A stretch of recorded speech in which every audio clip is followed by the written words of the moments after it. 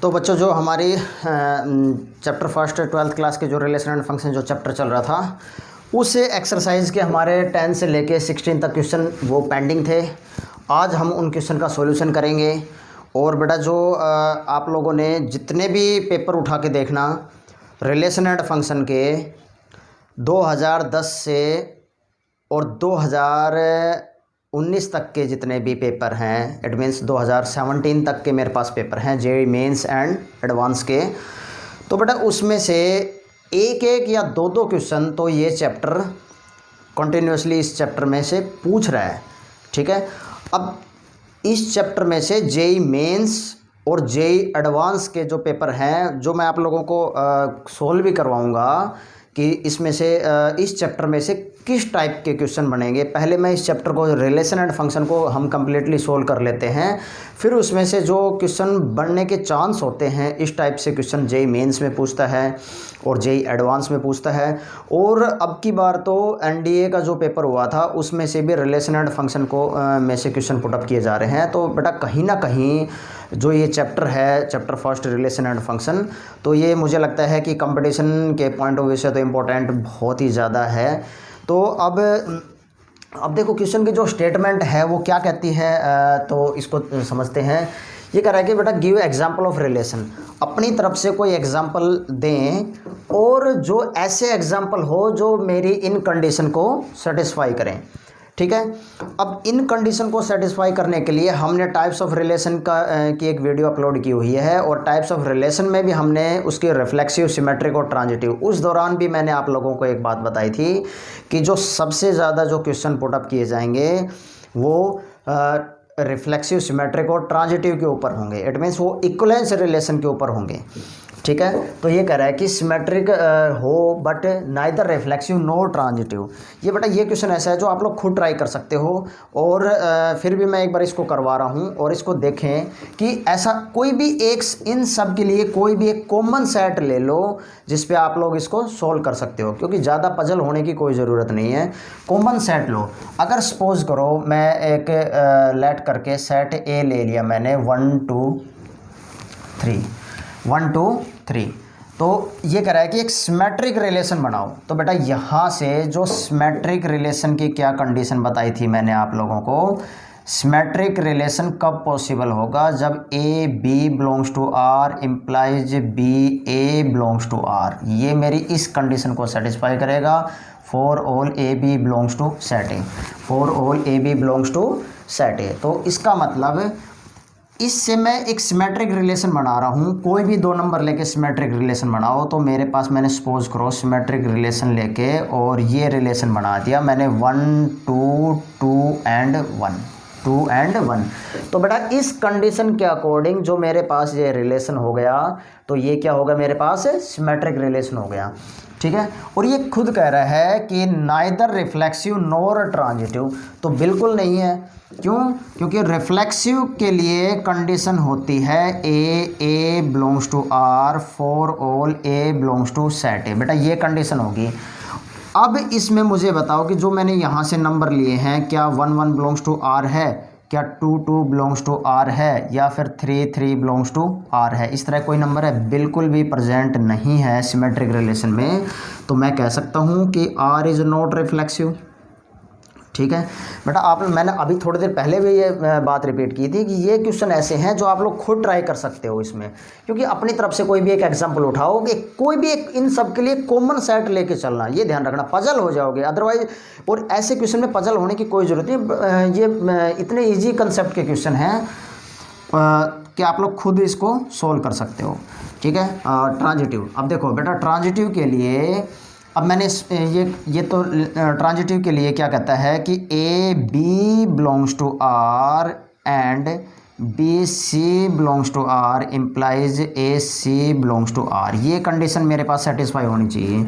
तो बेटा, इसमें से अगर A is equal to 1 B is equal to 2, अगर मैं ये नंबर लेता हूँ तो इसका मतलब 1 2 है, ये भी आर को बिलोंग कर रहा है, और 2 1 है, ये भी आर को बिलोंग कर रहा है। क्या इसमें से 1 1 है जो आर को बिलोंग कर रहा है? ऐसा ये पेयर है ही नहीं जो आर को बिलोंग करता हो, तो ये does not belongs to R. इसकी जो ट्रांजिटिव, और बेटा सबसे इजी बात और भी है कि इसके डायग्राफ से समझो, डायग्राफ में इसका रिलेशन होना चाहिए, इसका रिलेशन होना चाहिए, और रिफ्लेक्सिव में अपने आप के साथ रिलेशन होना चाहिए, सिमेट्रिक के अंदर क्या है, इसका इसके साथ रिलेशन होना चाहिए, इसका इसके साथ रिलेशन होना चाहिए। तो इसका मतलब ये पेयर इसमें बिलोंग नहीं है, तो मैं कह सकता हूँ कि R is not transitive, R is not transitive. ठीक है, तो हमने ये इसको सोल्व कर चुका है। तो बेटा अब देखो सेकंड पार्ट क्या कहता है कि ट्रांजिटिव हो लेकिन रिफ्लेक्सिव सिमेट्रिक नहीं हो। तो ऐसे पेयर जो इसके अकॉर्डिंग क्या हो, ट्रांजिटिव हो बट वो क्या नहीं हो, रिफ्लेक्सिव और सिमेट्रिक नहीं हो। और उसके बाद थर्ड क्या कहता है, रिफ्लेक्सिव सिमेट्रिक हो बट ट्रांजिटिव नहीं हो, रिफ्लेक्सिव ट्रांजिटिव हो बट सिमेट्रिक नहीं हो, सिमेट्रिक ट्रांजिटिव हो बट रिफ्लेक्सिव नहीं हो।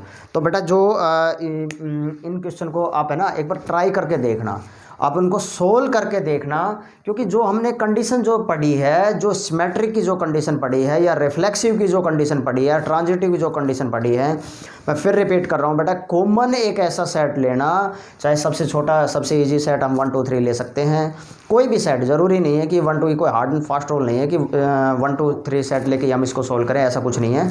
तो अपनी तरफ से कोई भी एक ऐसा सेट लेना जो आप लोग इस पर कंडीशन को सेटिस्फाई करवा सको। ठीक है, चाहे तो बेटा या फिर कोई ऐसा कुछ नंबर ले लेना, कोई ज़रूरी नहीं है, जैसे सपोज करो a = b+1 या b = a+1, ऐसा कुछ भी नंबर ले सकते हो, हम इसको सोल्व कर सकते हैं। ठीक है, तो बेटा ऐसे क्वेश्चन को आप है ना एक बार ट्राई करके सोल्व करके देखना। ठीक है, तो अब मैं देखो इस एक्सरसाइज को हम कंटिन्यू कर रहे हैं। अगर फिर भी ये क्वेश्चन अगर आपको सोल्व करने में प्रॉब्लम आ रही है तो बेटा मुझे कमेंट करके बताएं कमेंट सेक्शन में, तो फिर मैं अब इसका सॉल्यूशन फिर आप लोगों को करवाऊंगा, क्योंकि मुझे लगता नहीं कि ज़्यादा टिपिकल क्वेश्चन है बेटा ये। बस थोड़ा सा इसमें कंडीशन जिन बच्चों को याद होगी, जिसने टाइप्स ऑफ रिलेशन की जो वीडियो देखी होगी, तो वो इसको इजीली तरीके से सोल्व कर सकता है। ठीक है, अब जो 11th क्वेश्चन क्या कह रहा है बेटा, 11th क्वेश्चन कह रहा है कि show that relation A point in a plane. तो मेरे पास गिवन सेट ए दे रखा है, points in a plane, plane के अंदर कोई पॉइंट दे रखे हैं। ठीक है, उसके बाद आर भी गिवन कह रहा है, आर कह रहा है P Q distance of point P from origin is same as distance of point Q from origin। ठीक है, अब देखो, अब थोड़ा सा इसको समझते हैं। स्टेटमेंट क्या कह रहा है कि कोई पॉइंट है प्लेन के ऊपर, प्लेन पे कोई पॉइंट है, और ये कह रहा है कि distance of P from origin, origin से पी की जो दूरी है इज सेम होगी ओरिजिन से क्यू की दूरी। सपोज करो मेरे पास ये एक्सिस है, एक्सिस पे ये ओरिजिन हो गया, यहाँ से ये पॉइंट पी हो गया और यहाँ से पॉइंट हो गया क्यू। ठीक है, तो यहाँ से ओ से पी का डिस्टेंस जो है और ओ से क्यू का डिस्टेंस है, ये क्या होगा, सेम होगा। तो बेटा इसमें कह रहा है कि ये क्या होना चाहिए, is equivalence relation, is equivalence relation. ठीक है, इक्विवेलेंस रिलेशन होना चाहिए, और show that points related two is circle passing through in centre. बिल्कुल सही कह रहा है। रिफ्लेक्सिव, बेटा रिफ्लेक्सिव क्या कहती है, condition A belongs to R for all A belongs to set, ये कंडीशन है। अब ए अगर यहाँ से इस पॉइंट की दूरी और यहाँ से इस पॉइंट की दूरी, तो ये भी कोई ना कोई पॉइंट की डिस्टेंस है और ये भी कोई ना कोई पॉइंट का डिस्टेंस है। तो इसका मतलब यहाँ मैं कह सकता हूँ कि पॉइंट मतलब O P is equal to क्या है बेटा, ओ क्यू है। ओ पी भी एक पॉइंट का डिस्टेंस है और ओ क्यू भी पॉइंट का डिस्टेंस है। तो दोनों से क्या है कि डिस्टेंस सेम है, दोनों से डिस्टेंस क्या है, सेम है। तो इसका मतलब पॉइंट है belongs to R for all P belongs to set A, P belongs to set A, इस कंडीशन को सेटिस्फाई कर रहा है। तो इसका मतलब मैं कह सकता हूँ कि क्या है, ये R is reflexive, R is reflexive. ठीक है, अब इसका जो सेकंड पार्ट है देखते हैं। सिमेट्रिक क्या कहता है बेटा, जो सिमेट्रिक है, सिमेट्रिक की कंडीशन अभी इससे जस्ट क्वेश्चन जो पहले था उसमें मैंने रिपीट की थी कि A B belongs to R implies B A belongs to R for all A B belongs to set A. बेटा जो मैंने ये कंडीशन बताई है आपको, इसके अकॉर्डिंग अब देखो यहाँ से ए कह रहा है कि ओ से पी की दूरी, अगर मैं कहूँ ओ से पी की दूरी इज इक्वल टू ओ से लेके क्यू की दूरी सेम है, या फिर ओ से क्यू की दूरी इज इक्वल टू ओ से लेके पी की दूरी ये सेम है, दोनों एक ही बातें हैं। तो मैं कह सकता हूँ कि यहाँ से ओ पी और ओ क्यू है ये आर को बिलोंग कर रहा है, इम्प्लाइज ओ क्यू और ओ पी ये भी आर को बिलोंग कर रहा है। अगर मैं इसको थोड़ी देर के लिए ए डिनोट करूँ, इसको बी डिनोट करूँ, तो ये A B belongs to R हो गया, इम्प्लाइज इसको बी और इसको ए से डिनोट करता हूँ तो B A belongs to R हो गया। तो फॉर ऑल ए बी जो बिलोंग है वो किसको बिलोंग करेगा, सेट ए को बिलोंग करेगा। इतनी बात समझ में आई। तो इसका मतलब कह सकता हूँ बेटा ये इट इज़ सिमेट्रिक, ये क्या है मेरे पास सिमेट्रिक है। ठीक है, अब इसका जो थर्ड पार्ट है वो सी, हम वो उसको सॉल्व करने जा रहे हैं ट्रांजिटिव। ठीक है, और ट्रांजिटिव क्या कहती है बेटा, इसकी condition A B belongs to R and B C belongs to R implies A C belongs to R. इस कंडीशन को देखो, और for all A B C belongs to set A. अब मेरे पास क्या कह रहा है कि ओ से लेके पी का डिस्टेंस है ओ बी ओ क्यू, और यहाँ से सपोज करो मैं क्यू डैश है तो is equal to O Q dash हो गया। तो यहाँ से जो तीनों पॉइंट हैं ओ से लेके पी की दूरी, तो मैं क्या कह सकता हूँ ओ पी और ओ पी और O Q belongs to R implies O Q dash belongs to R and और ओ पी और O Q dash belongs to R. तो इसका मतलब मैं कह सकता हूँ कि मेरे पास ओ से लेके पी की दूरी, ओ से लेके क्यू की दूरी और ओ से लेके क्यू डैश की दूरी तीनों कंडीशन में सेम है। तो सेम है, अगर मैं ये कह दूं कि ओ से पी की दूरी और ओ से क्यू की दूरी सेम है, बिल्कुल एक ही बात है। अगर मैं कहूँ कि ओ से क्यू की दूरी या ओ से पी का जो डिस्टेंस है वो सेम है, एक ही बात है ये भी। तो इसका मतलब बेटा तीनों कंडीशन में एक ही बात कह रहा है। तो मैं कह सकता हूँ कि ये R is transitive, R is transitive. तो इस क्वेश्चन के अकॉर्डिंग बेटा हम कह सकते हैं कि ये इक्विवेलेंस रिलेशन है। तो ये रिफ्लेक्सिव भी है, सिमेट्रिक भी है और ट्रांजिटिव है। अगर ये तीनों कंडीशन को सेटिस्फाई कर रहा है तो इसका मतलब आर इज ये किसको बिलोंग कर रहा है बेटा, इक्विवेलेंस रिलेशन को फॉलो कर रहा है, इक्विवेलेंस रिलेशन को फॉलो कर रहा है। ठीक है, तो बेटा इस वीडियो को पॉज करो और क्वेश्चन को नोट डाउन करो, फिर हम नेक्स्ट क्वेश्चन पढ़ रहे हैं।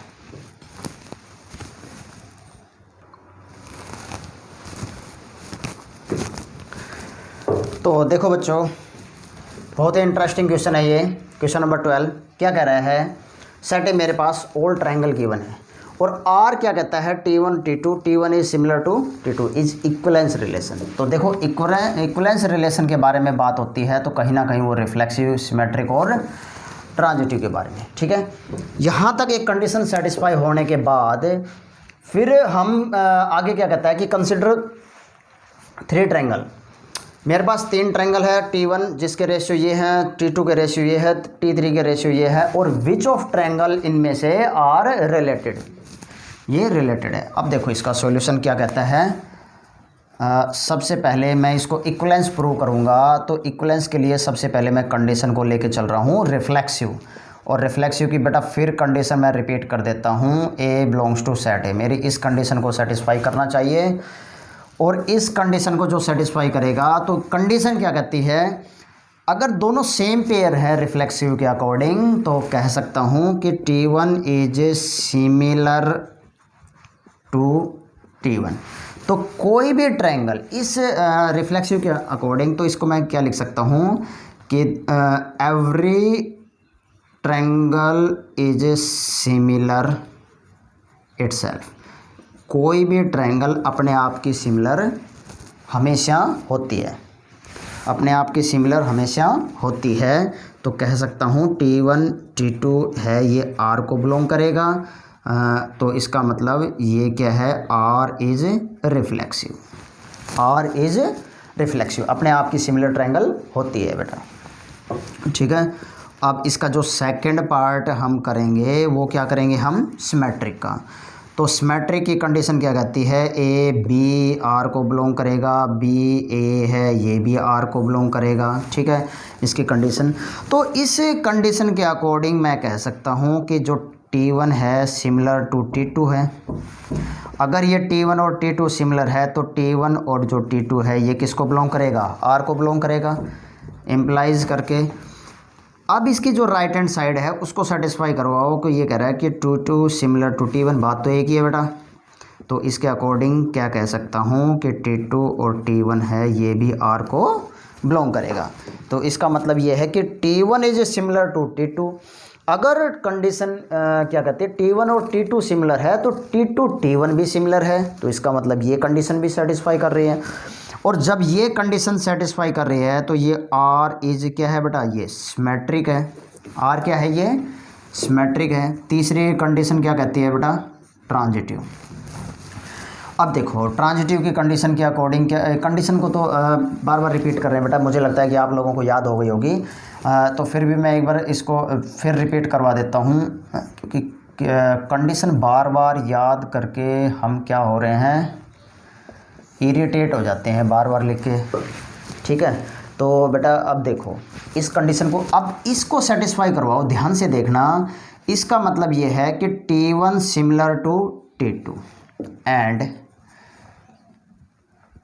सी है ये T2 similar to T3 implies T1 similar to T3। इसको देखो, मेरी इस कंडीशन को सेटिस्फाई करना चाहिए, तो इस पेयर के अकॉर्डिंग मैं कह सकता हूँ कि T1 है वो सिमिलर ट्रायंगल है T2 की। तो इस पेयर के अकॉर्डिंग बेटा T2 है वो सिमिलर ट्रायंगल है T3 की। इस पेयर के अकॉर्डिंग जब T1 T2 की सिमिलर है, T2 T3 की सिमिलर है, तो इट मीन्स T1 और T3 की भी सिमिलर ट्रायंगल होगी, T1 is similar to T3 होगी। तो इसके अकॉर्डिंग बेटा मैं कह सकता हूँ T1 और T2 है ये किसको बिलोंग करेगा, R को बिलोंग करेगा, एंड T2 और T3 है ये भी R को बिलोंग करेगा, और T1 और T3 है बेटा ये भी R को बिलोंग करेगा। तो इसका मतलब क्या है कि ये R is transitive, R is transitive, ठीक है। अब यहाँ तक हमने इक्विवेलेंस रिलेशन प्रूव कर चुके हैं। तो ये रिफ्लेक्सिव भी है, सिमेट्रिक भी है और ये ट्रांजिटिव है। तो इसका मतलब ये क्या है, इक्विवेलेंस रिलेशन है, ठीक है। अब जो मैं बात करूँगा बेटा, अब ये कह रहा है कि जब देखो ये तीन ट्रायंगल के रेशियो गिवन है। अब जो रेशियो है, अब मैं यहाँ पे सपोज करो मैं ट्रायंगल बना रहा हूँ, पहले एक बार देखते हैं। ये 5 3 4 और 13 5 12, ये हो गया मेरे पास। ये T1 है, ये T2 होगी और ये T3 होगी। तो 10 6 8। अब देखो कोई भी ट्रायंगल को अगर रिलेशन बताने के लिए, और देखो बेटा कहीं ना कहीं ये राइट एंगल ट्रायंगल के बारे में बात कर रहा है, क्योंकि हाइपो सबसे बड़ी साइड है, पाइथागोरस थ्योरम का कंसेप्ट लग रहा है इसमें। तो इसके अकॉर्डिंग ये जो बात हो रही है, जब हमने किसी भी तीन ट्रायंगल है और किसी को सिमिलर बताना है, तो हम याद करो, फ्लैश बैक में जाओ थोड़ा सा 10th क्लास, हाँ 10th क्लास के चैप्टर नंबर 6 जो ट्रायंगल का जो चैप्टर है उसमें हम सिमिलरिटी ऑफ ट्रायंगल पढ़ते हैं। तो उसमें हम जो रेशियो को सिमिलर करके हम उसको ट्रायंगल को सिमिलर करते हैं। तो बेटा कौन से ट्रायंगल के रेशियो इक्वल होंगे, क्या T1 और T2 के रेशियो इक्वल हैं, T2 T3 के इक्वल हैं, नहीं है। अगर मैं डिवाइड करूं तो हाँ T1 और T3 के सिमिलर हैं। तो इसका मतलब 3:6, 3:6, 5:10, 4:8 इज इक्वल टू 4:8, 5:10। ये सारा क्या होगा, ये इक्वल होगा 1/2 is equal to 1/2 is equal to 1/2। तो इसका मतलब मैं कह सकता हूँ T1 is related to T3, T1 is related to T3, ठीक है। तो बेटा वीडियो को पॉज करो, क्वेश्चन को नोट डाउन करो, फिर हम नेक्स्ट क्वेश्चन पढ़ रहे हैं।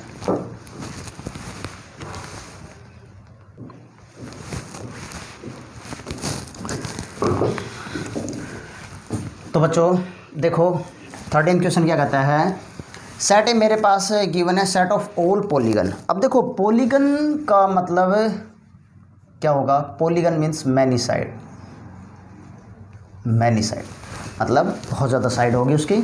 और आर मेरे पास क्या है कि P1 और P2 have same number of side. बेटा एक ट्रिक भी समझ लो इसको या कुछ भी समझो, और सेम अगर वर्ड होगा तो वो कहीं ना कहीं इक्विवेलेंस की तरफ इशारा कर रहा है, इक्विवेलेंस रिलेशन के बारे में बात कर रहा है। तो बेटा इसको खुद कर सकते हो क्योंकि सेम है, और इससे पहले मैंने एक दो क्वेश्चन इक्विवेलेंस रिलेशन के अभी जस्ट करवाए हैं, तो आप लोग इसको ट्राई करके देखना इसको पॉलीगन से, क्योंकि ये इक्विवेलेंस रिलेशन होगा। अगर ये इक्विवेलेंस रिलेशन होगा तो ये रिफ्लेक्सिव भी होगा, सिमेट्रिक भी होगा और ये ट्रांजिटिव भी होगा।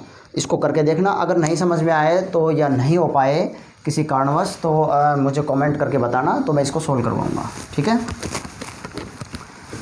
अब जो हम नेक्स्ट क्वेश्चन पढ़ने जा रहे हैं बेटा, और नेक्स्ट क्वेश्चन क्या कहता है, 14th क्वेश्चन नंबर 14 इस एक्सरसाइज का।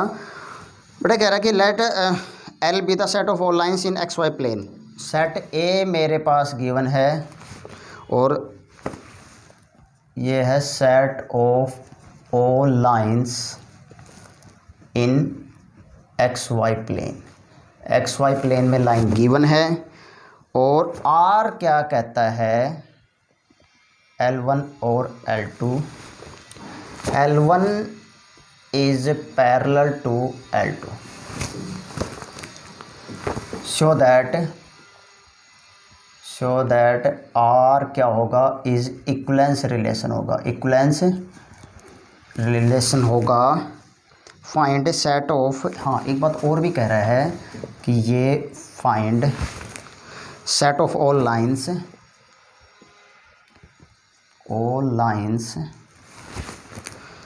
related to line y is equal to 2x plus 4, ठीक है। अब समझते हैं इसको बेटा। देखो 13 जो क्वेश्चन मैंने आपको बताया था कि ट्राई करके देखना, तो अब ये भी इक्विवेलेंस कह रहा है, तो इसको समझो, 13 क्वेश्चन सोल्व हो जाएगा। बेटा L1 और L2 पैरेलल है, तो इसका मतलब ये इक्विवेलेंस है, तो रिफ्लेक्सिव के बारे में बात करेगा। रिफ्लेक्सिव की कंडीशन क्या कहती है, दोनों सेम पेयर होगा। तो मैं कह सकता हूँ कि इसके अकॉर्डिंग दोनों सेम पेयर होंगे रिफ्लेक्सिव में। तो ये क्या कहना चाह रहा है कि L1 is parallel to L1, यही तो कहेगा।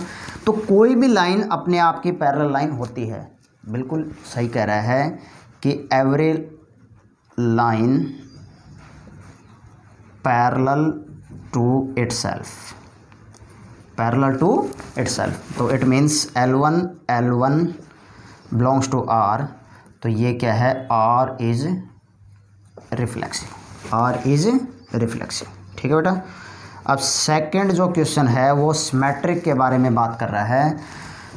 अगर मैं ये कहूँ condition L1 is parallel to L2 implies L2 is parallel to L1, ठीक है।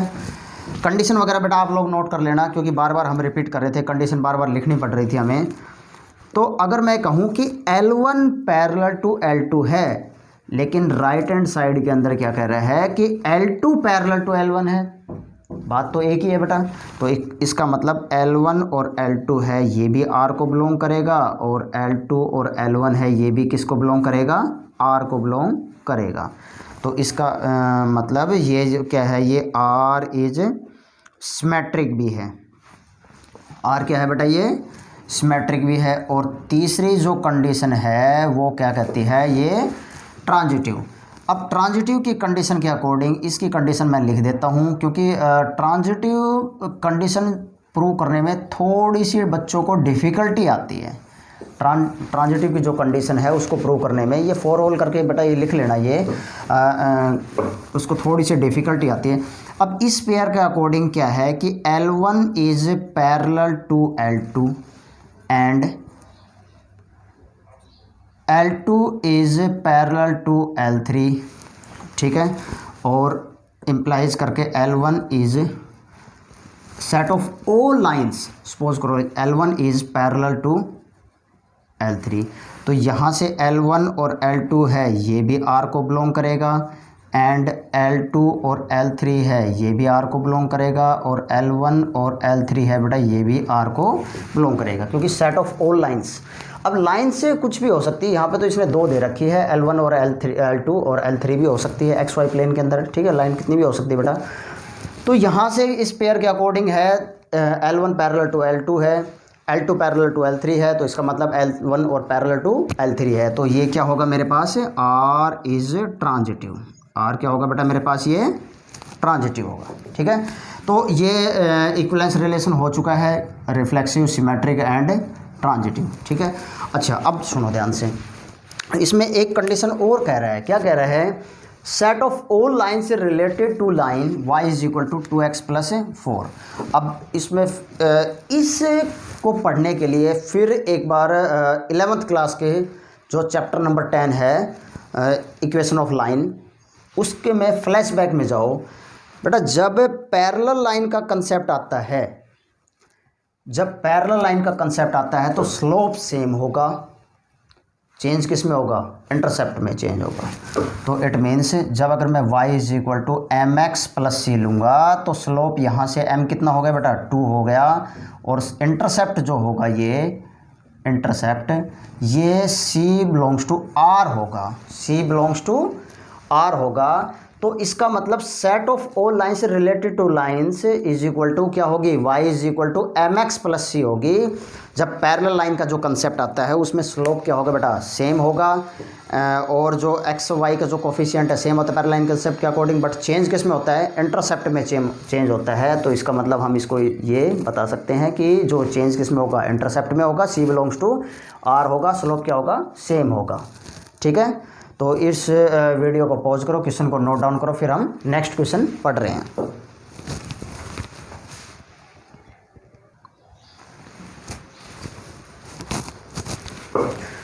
तो देखो बच्चों, बहुत ही इंटरेस्टिंग और बहुत ही ज़्यादा इम्पोर्टेंट क्वेश्चन है, और इस जो 1 मार्क्स का जो क्वेश्चन है वो इसी के ऊपर पूछा जाता है। इस तरह पूछा जाता है, कोई सेट मेरे पास गिवन होगा और उसके अकॉर्डिंग आपको कंडीशन ऑप्शन गिवन होंगे, ऑप्शन में रिफ्लेक्सिव, सिमेट्रिक और ट्रांजिटिव या इक्विवेलेंस जो भी होगा वो आप लोगों को, जो आपने एक्सरसाइज के जो कंडीशन वगैरह जो पढ़ चुके हैं, उसके जो एक्सरसाइज का जो इंट्रोडक्शन जो पढ़ चुके हैं उसके अकॉर्डिंग आप लोगों को सोल्व करके बताओ कि ये कौन सी कंडीशन को सेटिस्फाई कर रहा है, ठीक है।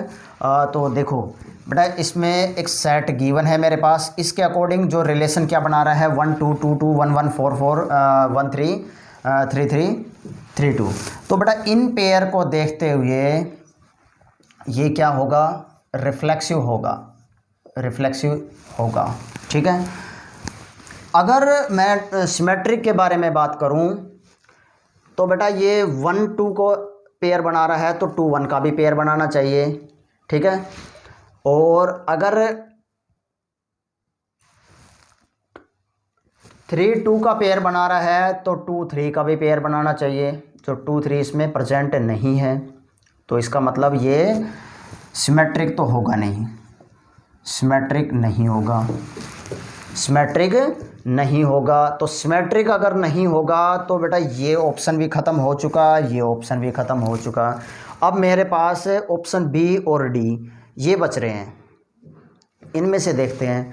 अब सिमेट्रिक नहीं है तो ये इक्विवेलेंस भी नहीं है, क्योंकि इक्विवेलेंस के अकॉर्डिंग क्या होगा, इक्विवेलेंस जो रिलेशन है वो सिमेट्रिक भी होता है, रिफ्लेक्सिव भी होता है और ट्रांजिटिव। तो इसका मतलब इसका ऑप्शन क्या होगा, बी। फिर भी एक बार चेक कर लेते हैं इसमें क्या कह रहा है कि ये ट्रांजिटिव होना चाहिए। तो बेटा ट्रांजिटिव के लिए अगर मैं सपोज करो इसमें से कोई 3 नंबर उठाऊं जो मेरे पेयर को सेटिस्फाई करता है, तो अगर 1 2 कर रहा है, 3 2 कर रहा है, 1 3 कर रहा है, तो अगर 1 3 2 ये मैंने ये नंबर उठाए हैं, तो ए बी सी जो ट्रांजिटिव की कंडीशन को सेटिस्फाई कर रहा है, जो ट्रांजिटिव की जो कंडीशन है ये क्या कहती है, and B C belongs to R implies A C belongs to R. ठीक है। तो इसके अकॉर्डिंग क्या कर रहा है कि 1 3 है, ये आर को बिलोंग करना चाहिए, जो 1 3 का है ये रहा बेटा, ये आर को बिलोंग कर रहा है। बी और सी, तो इस एंड करके 3 और 2 है, ये भी आर को बिलोंग करना चाहिए, जो पेयर है इस तरह, हाँ ये रहा, ये आर को बिलोंग कर रहा है। और 1 और 2 इम्प्लाइज 1 और 2 है, ये भी आर को बिलोंग करना चाहिए, जो ये रहा। तो इसका मतलब ये क्या है, ये इट इज़ ट्रांजिटिव है। तो बेटा ये रिफ्लेक्सिव है एंड ट्रांजिटिव है बट नॉट सिमेट्रिक है, ठीक है। ये तो आप लोग जो रूटीन में जो एक्सरसाइज जो अपने जो 12th क्लास है उसके अकॉर्डिंग हम सोल्व करके देखेंगे इस तरह। बट जो हमारे पास टाइम नहीं रहता बेटा, जब कंपटीशन एग्ज़ाम में हम बैठते हैं तो हमारे पास समय नहीं रहेगा, क्योंकि जो मतलब 90 मिनट में 100 क्वेश्चन अटैम्प्ट कर रहे हैं, इस तरह के क्वेश्चन होते हैं। क्वेश्चन हमें पढ़ने भी पड़ेंगे, उसको सोल्व भी करना पड़ेगा। तो मुझे लगता है कि जब कोई कंपटीशन एग्ज़ाम में बैठो तो उसमें आप ऑप्शन के थ्रू उसको सोल्व कर सकते हो ऐसे क्वेश्चन को, ठीक है। तो बेटा ऑप्शन के थ्रू सोल्व करने का मतलब ये हो गया कि आप लोगों को अब उठा के देखना कि 2010 से लेके 2010 से लेके और 17 तक पेपर में जो रिलेशन एंड फंक्शन से क्वेश्चन आ रहे हैं, 1 क्वेश्चन, और कैसे क्वेश्चन वो पुटअप कर रहा है इसको भी आप देखना। मैं तो बताऊंगा, मैं तो आप लोगों को एक एक जो सैम्पल पेपर है, जेई मेंस का भी है मेरे पास और जेई एडवांस का भी है, उसके अकॉर्डिंग मैं आपको बताऊंगा। फिर भी मैं आपको बता देता हूं कि जब ऐसे क्वेश्चन सोल्व करने बैठो तो बेटा ऑप्शन से सोल्व करना। अब देखो रिफ्लेक्सिव था, पेयर के अकॉर्डिंग रिफ्लेक्सिव था, ठीक है। अब अगर 1 2 है तो 2 1 नहीं है, तो इसका मतलब 1 3 है तो 3 1 नहीं है, और 3 2 है तो 2 3 नहीं है, तो इसका मतलब ये सिमेट्रिक नहीं है। अगर ये सिमेट्रिक नहीं है तो इसमें कह रहा है कि ये सिमेट्रिक है, तो ये ऑप्शन खत्म हो जाता है, ये ऑप्शन खत्म हो जाता है, इक्विवेलेंस खत्म हो जाता है। ऑप्शन क्या बचेगा हमारे पास, बी, ठीक है। अब जो लास्ट क्वेश्चन हम सॉल्व करने जा रहे हैं 16th क्वेश्चन को, उसको और देख लेते हैं बेटा क्या कहना चाह रहा है वो। जो लास्ट क्वेश्चन है हम उसको सोल्व कर लेते हैं और क्या कहना चाह रहा है हम इसको भी देख लेते हैं। तो सेट ए मेरे पास is equal to natural number, जो रेंज होगी 1 2 3 अप टू n तक होगी, और आर जो होगा मेरे पास क्या होगा, ए